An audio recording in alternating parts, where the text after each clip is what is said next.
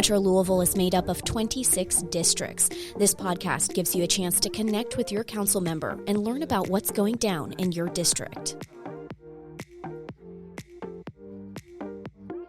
Welcome back to District Download. Thank you, everyone, for joining us today. I'm very excited for this episode. We have Councilwoman Paula McCraney here with District 7. Welcome, Councilwoman, to the podcast. Thank you, Katrina. Thank you so much. Well, let's kick things off by introducing Metro Louisville to yourself. And then I know you have two very special guests in the studio with us today, and you guys will have some very interesting things to talk about when it comes to District 7. So first off, give us the outline. What is District 7? What areas of town does this encompass for you? District 7 is a beautiful district. It starts at Chenoweth Lane, and it goes all the way just at the edge of Hurstburn Lane. Then it encompasses from Brownsboro Road to Shelbyville Road and everything in between, like Windy Hills, parts of St. Matthews, Linden, and it just expands on past Goose Creek. So I love this district. I love the district constituents, and I love the things that are going on in this district right now. What makes this district unique? Well, the one thing that is very obvious is that it has about 19 suburban cities that surrounds the entire district. And so when you look at the suburban cities and the functions of those cities, you notice that they have their own small governments and they take care of their areas within the district. So my task is to make certain that I am familiar with the cities, the mayors, the council people in those districts, and I attend their meetings and just be there for them if they need me. What makes you so passionate about serving on Metro Council? What is it about serving these constituents that just gets you up every single day? It is just the love of service. I just absolutely enjoy being able to tackle an issue and resolve it. A lot of people don't like to get in the weeds, but I'm a weeds kind of girl. I can take a problem and break it down into solvable steps, and then I just tackle it. And then at the end result, you see that people are happy, because all people want is for someone to listen, someone to take care of an issue if they have it. They don't want to have to go through red tape. So I try to be that person that can solve the problem without them thinking it's big government. Now, probably a good transition to your guests today is infrastructure priorities are very important for District 7. And talk about the significant investment that you have recently for improvements like Westport Road. Yes, District 7 has some of the major thoroughfares like the Brownsboro Road, Her Lane, Westport Road, Shelbyville Road. So we just invested $1 million in some improvements for Westport Road. And we also have some projects going on Her Lane that are extremely important to the constituents because the traffic flow is a real problem. So we're going to talk about that today, and I'm excited to share what is really going on. Well, again, perfect transition. I'm going to hand it over to you, introduce your guests, and take it away. Okay, well, I have today with me Dirk Goen, an engineer manager at Public Works, and he'll explain more about what he does and what his position is. And I have with us State Representative Tina Bojanowski of District 32. So we're just going to get right into it. I'm going to start with Dirk because he's the man of the hour. He's going to really kind of talk to us about some of these projects and how he's involved. But in general, let me get started with asking you for an overview of what Public Works Department is and tell us about your position as an engineer and what you do. So Public Works is one of the largest departments within Metro government. They're responsible for collection of garbage, yard waste, and recycling, road maintenance, pavement, shoulder repairs, drainage, litter pickup, guardrail repairs, and tree maintenance. Then there's also the engineering side, the capital road construction projects, and that's where I'm most involved. We're responsible for the design function of the city's roads and and the system of traffic signals, signs, markings that control traffic on those roads, make your roads safe, and then management of all capital road construction projects. Okay. Tell us a little bit about your day-to-day. I joined Metro Government in 2007, and everybody said how easy it was to work for a public agency, and I have found that it's always seems like there's a fire every day. We came in here, and when I got here, we didn't really have a good prioritization of what our projects would be. We didn't really have a good understanding of the assets we have, the length of roadways we have, what the actual budget should be annually to repair those roadways. So we've gone about in building an asset management system for our streets and our sidewalks now, so that we can better prioritize our efforts. And we do now know that we should have been budgeting quite a bit more than we originally started out back when I joined in that first 2009 budget. So it has grown, and it continues to grow. You know, we've got a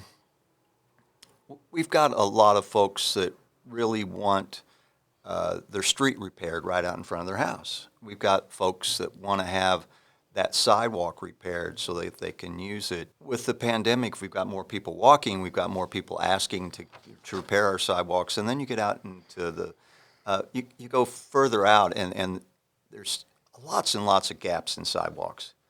And you've helped plug some of those since you've been in office. So it's lots and lots of gaps in sidewalks, and we really don't have enough funding to keep up with the sidewalk repairs and those sidewalk gaps. The biggest, one of the biggest things that I'm responsible for is to advance these larger capital projects. Some of these projects, there's a river road widening that has been on the books since the 90s, and we're getting very close to getting that to construction. So I'm trying to advance and clear up a lot of the things that are left on the shelf from when I got to Metro Government, and then advance those other projects that are continuing to pop up. Well, let me ask you this. You gave me something to think about there. Could you name some of the 5 top initiatives that you have already approved, already funded, that you can speak about? My biggest role has been to try to advance those projects that have federal funds tied to them. Many of the larger projects we don't do with only local dollars. There's federal funds that are available to us. Typically that's an 80% federal, 20% local, which is administered by KYTC, and it has lots of processes that we have to go through to get those to advance to projects, do the construction. And it's been slow on numerous sides to try to get these projects advanced. In this coming fiscal year, it is our goal to have River Road widening started. It's going to advance East Market Street, the Nulu project, which was a streetscape and improvements along that corridor to match all the investment that the local businesses are making there. There's a LaGrange Road sidewalk that's in your district that we have been, I think I started that project in 2009. So it's taken us a long time to get to it, but that's going to provide us a sidewalk along LaGrange Road from Linden Lane, past the post office, and take us all the way over to Hounds Lane. And we're also going to make safety improvements along LaGrange Road, then from UPS Drive over to Lakeland. Okay. Well, as far as District 7 is concerned, we're going to get more into what's really happening right at the core of District 7. But before we do that, could you share with us how your department prioritizes? There's 26 districts, so do you prioritize by going from 1 to 26, or do you start in the middle and spread out, or do you go according to the extreme needs of the city? I think we all have to make sure that we give the investment to maintain the system that we have and not build as many new roadways. Let's try to make sure that what we have is functioning to its best of its capacity. We just don't have enough dollars for all the projects that everybody really wants. And so we have to look at them. Is it a safety improvement? Can it relieve congestion? Can it check off several boxes? And that's how we prioritize.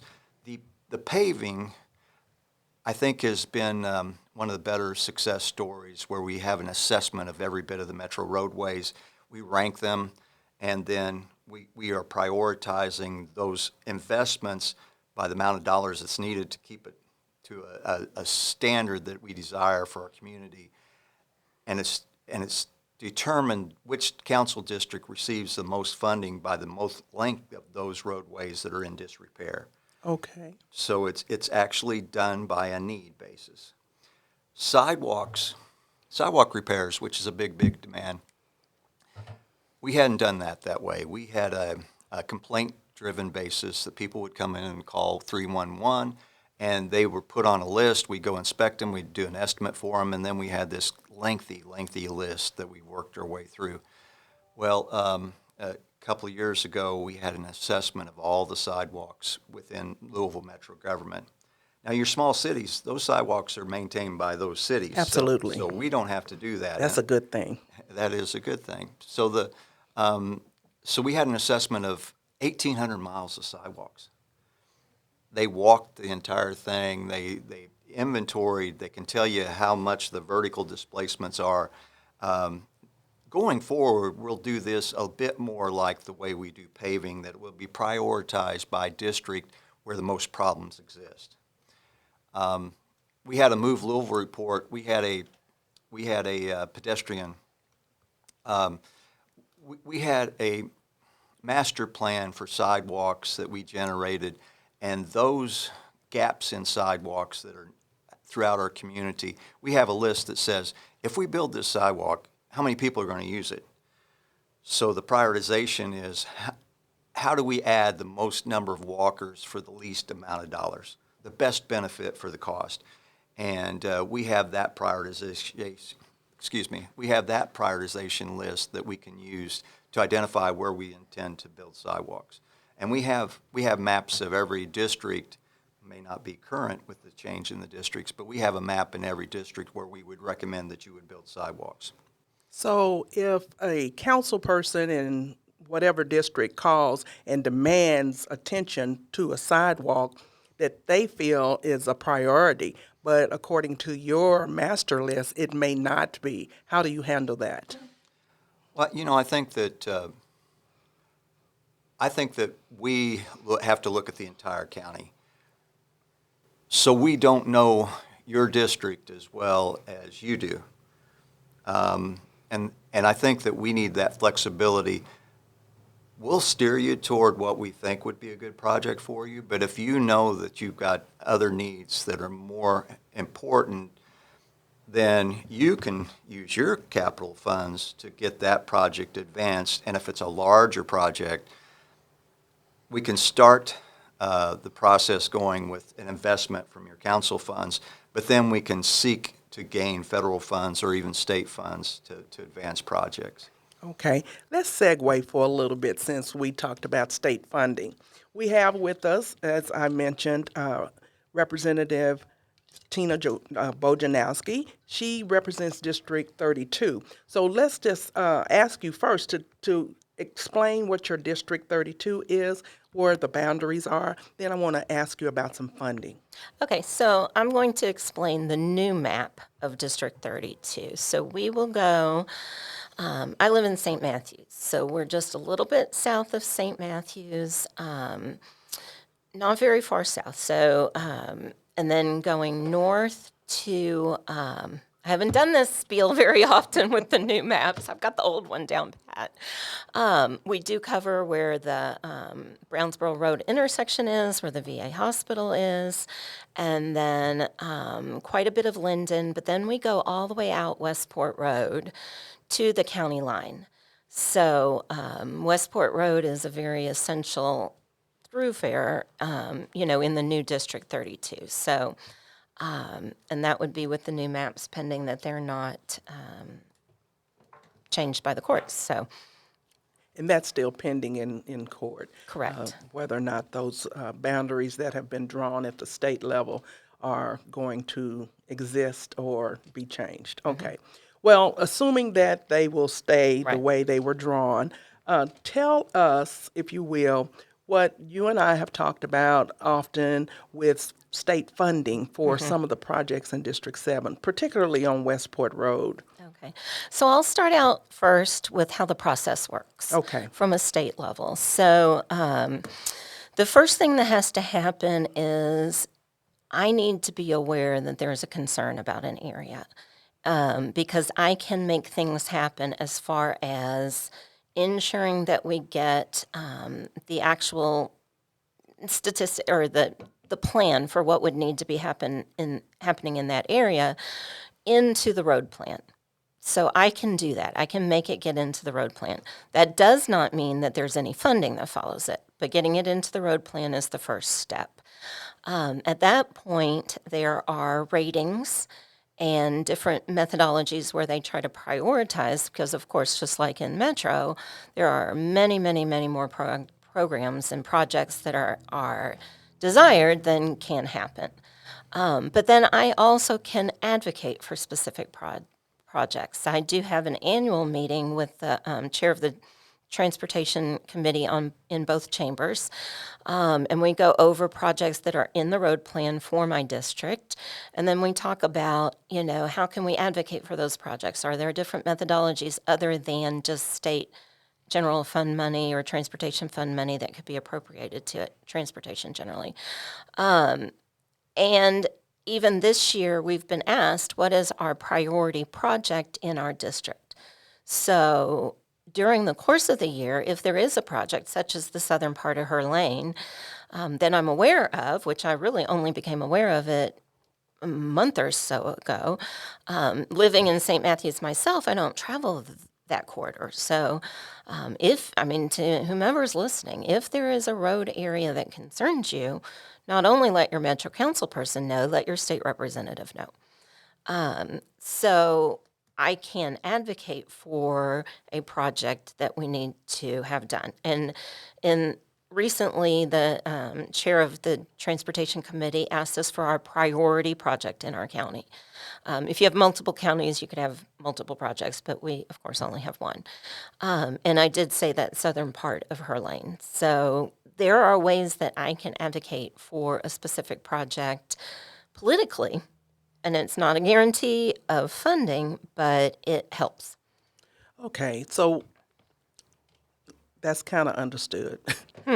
But being in the road fund is the first step Yeah, nothing's going to be appropriated funds unless it's in that in road the plan. road plan. So I do know to stick closely by you and keep you aware of what's going on. At the same time, Dirk, how often do you work with the state, and is there some type of overlap here with what she's talking about as far as getting in the road plan and what you do when you talk to KYTC? We have to deal a lot with District 5 here. It's Highway District 5, KYTC. And they've got to do the planning for the entire district that they've got, and that's, I believe it's 5 counties.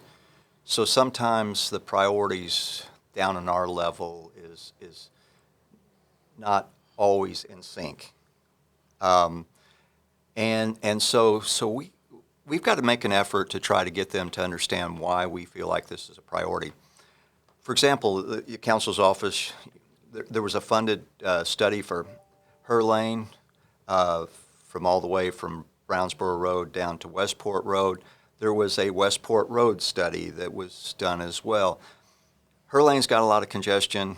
Westport Road has way too many crashes. It was built too big, too fast, and then the traffic volumes have gone beyond what they predicted it would be after a 20-year window. So it's it has really caused a lot of problems with congestion and crashes. Those two studies start identifying improvements that we could do to those roadways. Now, to get KYTC to understand those priorities, we ask you to fund a study of Hare Lane, particularly at Westport Road. If you're southbound on Hare Lane, going to Westport Road, it backs up all the way past Graymore quite a lot. Correct. And then you've got the congestion at the schools, and then we've got the new VA that's going to be coming in that we anticipate is going to be adding some traffic. We've got a development at Providence Point. 520 unit apartment complex. Correct. Right. So the Hare Lane study that we prepared, it identified priority projects, and the number one project out of that study was to add a turn lane on Hare Lane to Westport Road, and to make it a 3-lane section, not all the way through, but we wanted a 3-lane section from Graymore south, so that would facilitate a much longer queuing bay for the left turning vehicles, adding a right turn bay for those motors that are coming southbound that turn right onto Westport Road, and that gives us a whole lot more capacity to move more people through that signal without changing significant time. The complexity of Westport Road is with the off-ramp coming off of the Waterson Expressway onto Westport Road. We've got to give Westport Road quite a bit of signal time because we don't want to back up those cars onto the interstate. Right. And that results in some serious problems. So once we got this funding done, we presented the results to the KYTC. Now we have their buy-in. Now we've got the representatives' buy-in so that we can advance a project that's terribly important. Okay, so let's zero in on that Hare Lane project. When do you think that we'll get started with that, and what is needed on my end or the state representatives' end to get shovels in the ground? I think you hit the ball on the head, though. We got to get it in the highway plan. And I Very have first put one. in a specific request for that, so So we could go ahead and if that turns into real funding, the first thing we're going to do is we've done a study, but that's not design. We've got to initiate that design, and then there's maybe some right-of-way that has to be purchased. So if we get jumping on this right now, the construction would still be in 2025 probably. So it's going to take us a while to get there, and that's the case of these type of projects. Ideally, we would get these changes done to that intersection before the VA opens its doors. And I'm not sure we can get it done, but that's really what should happen, and it would really require some acceleration of that schedule. Well, maybe we need to talk that up because the VA hospital it's on its way. I mean, they've done their blasting. They are on the move, and I think that the schedule is to be open 2024, maybe even 2023, the end of 2023. But they're on the move, and we know that, and the constituents see that. And so we want to make sure that the community understands there's a process, and it takes time. But we're talking about these items now so that we can have them in the road fund. We can have the design made, and we know that these things will come to fruition, but we are talking about them now and trying to get funding for them now. So that's a good thing. Let's talk about Westport Road a little bit. There was a study done there. We had community meetings. We shared what the study revealed. So talk a little bit about particularly District 7's Westport Road area. What can be done according to what the plans had stated? I think the Hare Lane project obviously jumps up as a big priority on that western end. There was a safety study at Langdon. It's right there by the Rolling Hills Plaza. There was quite a few crashes at this intersection. There are some curb cuts that are way too close to the intersection that allows people to make left turns out and into crashes. There was a suggestion to start consolidating some of those curb cuts and making one of them closest to the intersection right turn in, right turn out only, and then and start the consideration of a traffic signal. Now tell us where those curb cuts are. People can identify when you talk about businesses. Well, you're going to have to help me with that because what's the one right on the very corner there? Because I know there's AutoZone. and Cox's and Yeah, and then a PNC Bank. Right. Okay, in that shopping center area, there's about, what, 5 cuts or? Yeah, well, one of them there at PNC Bank is really, really, really wide. So we've got a plan to make it one way in, one way out, and go around the PNC to take that one at AutoZone, so it's right turn in and out, which is okay because then they can drop over to Langdon to get back out if they want to make a left onto Westport Road at the intersection, which is much safer. So, I mean, there's some simple, low-cost improvements that can be made there. The traffic signal that has been requested, there's not quite enough. What you do is you add a signal if the side street is seeing a significant amount of delay to get onto the main stem, being Westport Road. And there's not quite enough delay to make that happen, but if we add that signal, the hope would be is that some of those other streets that are hitting Westport Road, they would go to the signal so they can make their way out. State Representative Bo Janowski, I enjoy working with you because you do take my phone calls. You are very responsive to the needs that I request. And so tell us a little bit more about what your role is on the state level as far as your advocacy for your districts. Right. I mean, our primary job is as legislators. So we are legislators. We are developing the laws for the state of Kentucky, and it's kind of different than Metro Council. I mean, that's more of the support for constituents. But that doesn't mean that I'm not going to advocate for my constituents and whatever they bring to me.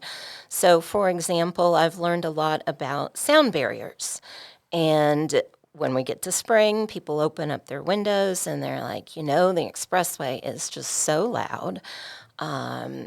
We would like a sound barrier to try to block some of that sound. And I do have 2 different projects in the road plan, not with funding, but in the road plan. And one is for a sound barrier along Harris Place on one side of the Watterson Expressway in St. Matthews, and then one near the Beechwood Village area, just as across the Watterson from that. However, sound barrier funding from a state level is extremely difficult to get. It's just not a priority with state money. So that's where I'm advocating for my constituents and their needs, but that there are going to be barriers, forgive me, to getting that funding. Now, I had a group of constituents on Limewood Circle off the Interstate 71.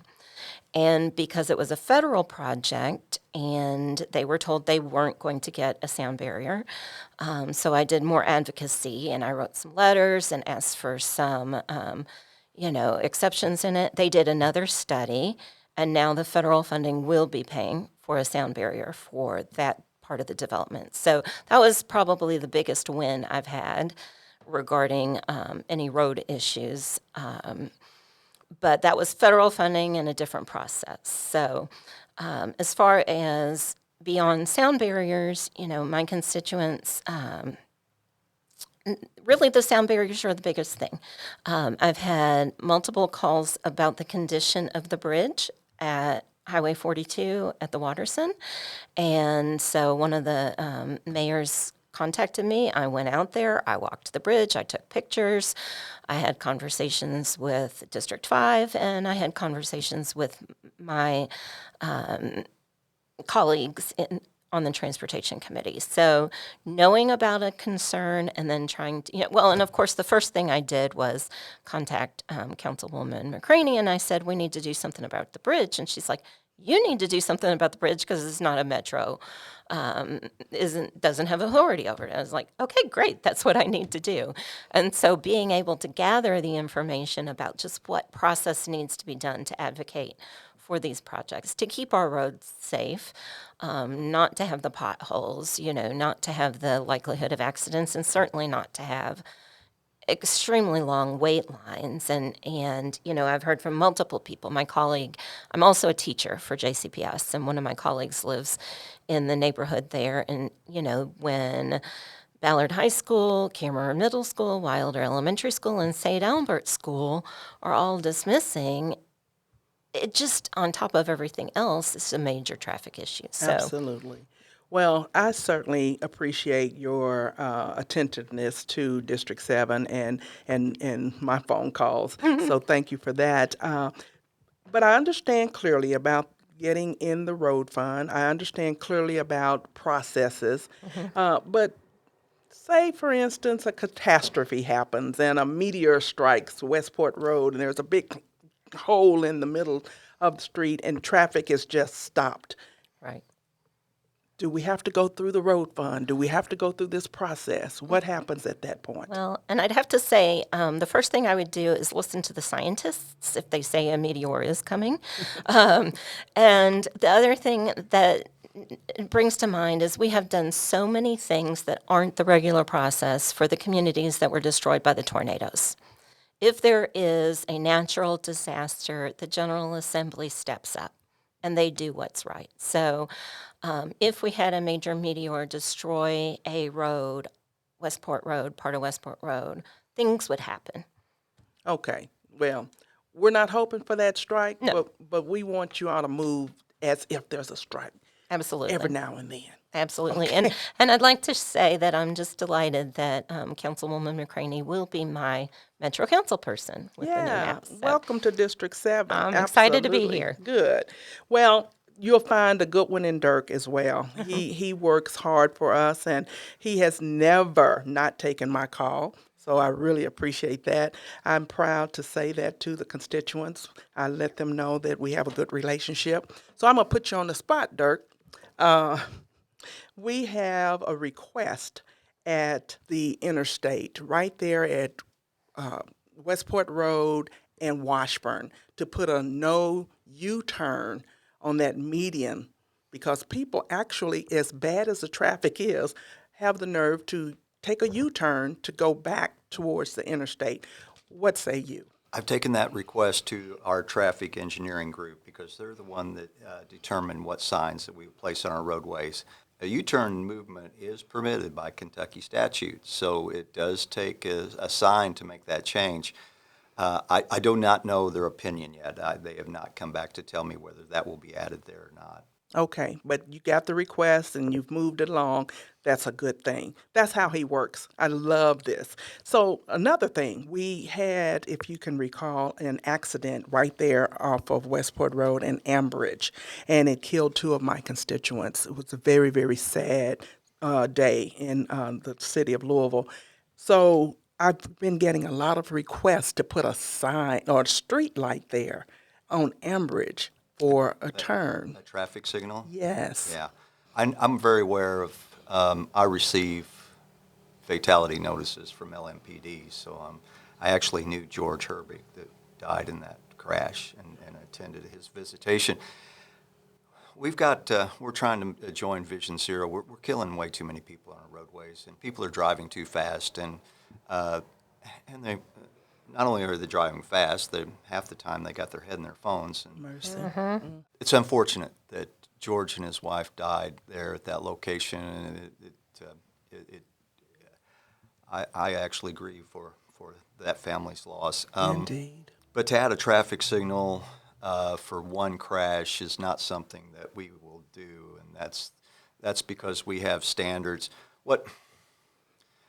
The concern is if you have a side street that just has very little traffic coming out of it, and then you have all this main route that has all this traffic, if they are if they have to stop for that, you'll end up with them disregarding those traveling along Westport Road, running that red light, Mercy. Okay. even making a situation that you think's going to be safer actually can turn into something that's more likely to result in a crash. And if you're like me, you probably see somebody running a red light daily.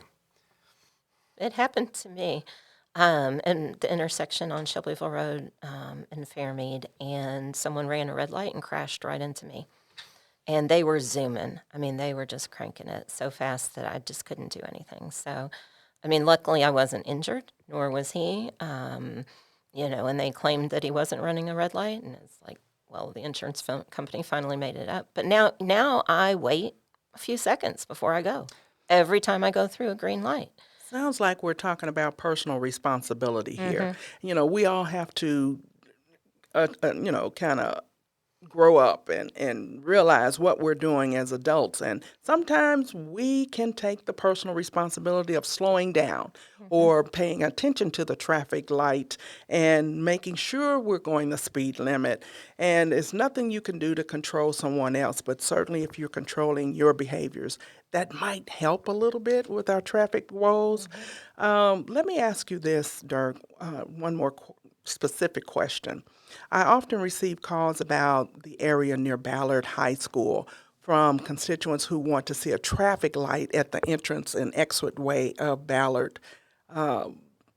We've talked about that a little bit, but tell us a little bit about why that can or cannot happen right now. Well, again, that's, a school schedule, for example. That's 9 months of the year. It's not all year. So you don't want to introduce that type of a signal for what's a part-time condition. But, we could add, and what was recommended in the Her Lane study was to add that left turn lane into the high school. So that gives a place. So the Providence Point development is to add that lane all the way through, with their development, all the way through Ballard. So then we have some room for northbound traffic to make a left into Providence Point, but southbound would be able to make a left into Ballard High School. And with that turn lane there, that'll really alleviate a lot of the congestion that we see at that intersection. So we're looking at a couple of years out for that as well. Yeah, it's as part of the development. We'll see where that goes. And I did look up the VA is coming in 2026. So we have a little time. We got some time. It's still to even get Her Lane done by 2025. We really have to step it up. Okay. It's not that larger project is roughly $2 million. It's gonna take us some time to get that programmed and in place and funded. Ambridge, and I haven't looked at that, but we could back at that crash rather than a signal, we could make that a right turn in and out only because he was making a left turn out. Now that'd be a low cost improvement. It's an inconvenience for those that want to make that left out of there, but that would have saved that crash, I think. And I may take a look at that now that we've discussed it again. Okay, let's take a look at that. You're right. It will be an inconvenience for those coming out of Ambridge, but they might appreciate it, understanding what happened there. So we'll talk more about that, and I'll let the community know where we are with that conversation. One more question, Ms. Bojanowski. Tell me what your plans are to wrap up this particular session as far as your priorities for your district. Do you have any set goal that you want to absolutely accomplish before the end of the session? I mean, as far as road issues or transportation, anything. anything in the specific district, I mean, I'm advocating significantly for issues regarding public education, mental health disorders, things that are not specific to the district, but are more of statewide concerns.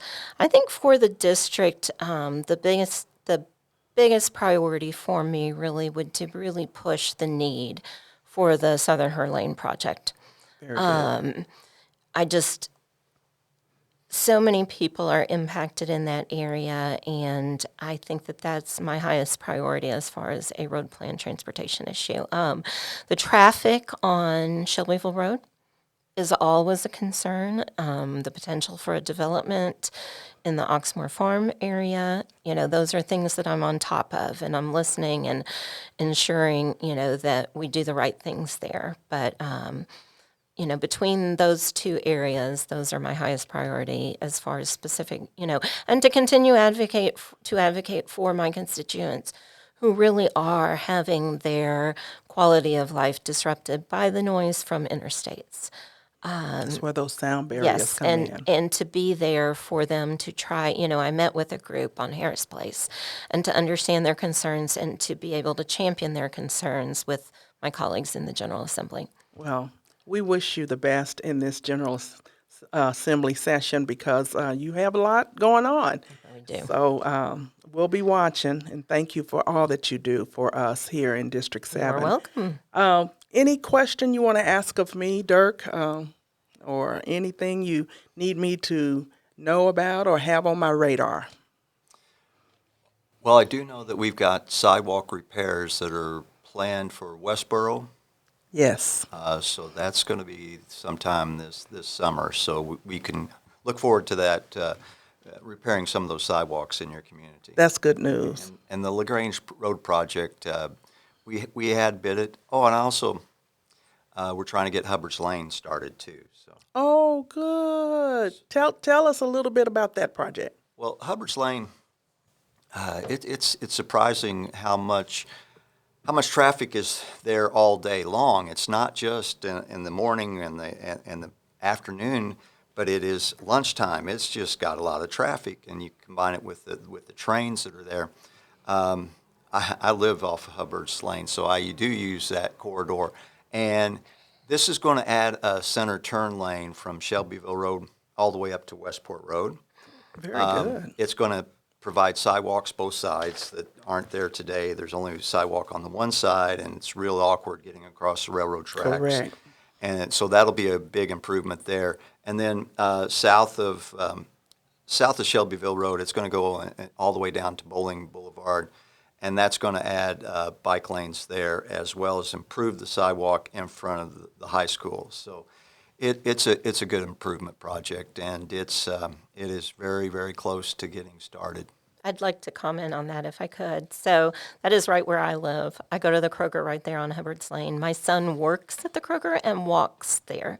So I'm so grateful as a parent of someone who will use those sidewalks.